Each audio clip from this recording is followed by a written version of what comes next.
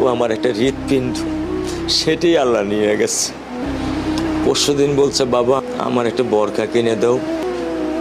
আমার স্যান্ডেলটা দেখেন 3 বছর পুরাতন ছেঁড়া, তো আমি আমার সেলাই করে নেই, কিন্তু আমার বাচ্চাদেরকে আমি কষ্ট পেতে দেই না। আমার মেয়ের মোবাইলে আমার নাম হলো 500 ছবি আছে।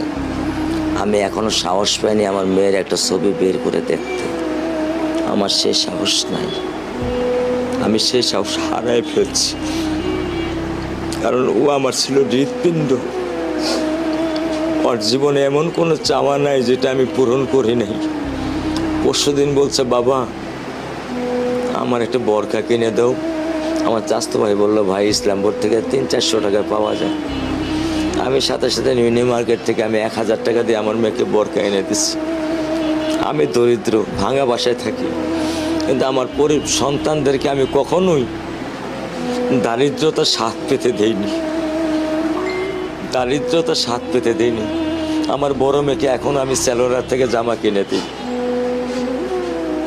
আমার স্যান্ডেলটা দেখেন 3 বছর পুরাতন ছেঁড়া, কিন্তু আমি আমার স্যান্ডেলটা পাল্টাই না, সেলাই করে নেই, কিন্তু আমার বাচ্চাদেরকে আমি কষ্ট পেতে দেই না। শুধু একবার বলছে, বাবা লেচে খাবো। আমি 1 মিনিটও দেরি করিনি, 1 মিনিটও আমি দেরি করিনি। ও আমার একটা হৃৎপিণ্ড, সেটাই আল্লাহ নিয়ে গেছে। আলহামদুলিল্লাহ, শুকরিয়া, আল্লাহ দিছে, আল্লাহ নিয়ে গেছে। আমার কোনো কষ্ট নেই।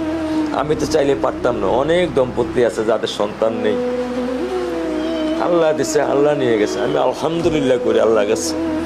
আমার কোনো কষ্ট নেই, আমার কোনো কষ্ট নেই। ঠিক আছে, গরমের মধ্যে তো একটু আমার